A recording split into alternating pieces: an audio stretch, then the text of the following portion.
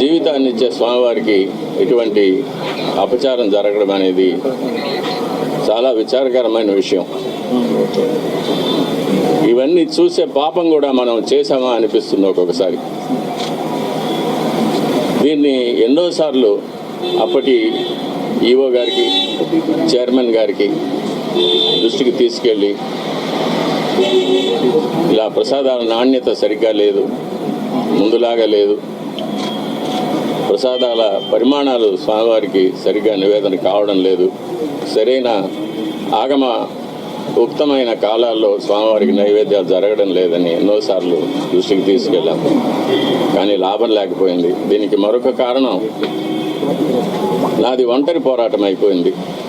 నాకు ఈ విషయాల్లో సహకరించేదానికి నా తోటి అర్చకులు ఎవరూ కూడా వారి వ్యక్తిగత కారణాల వల్ల ముందుకు రాలేదు.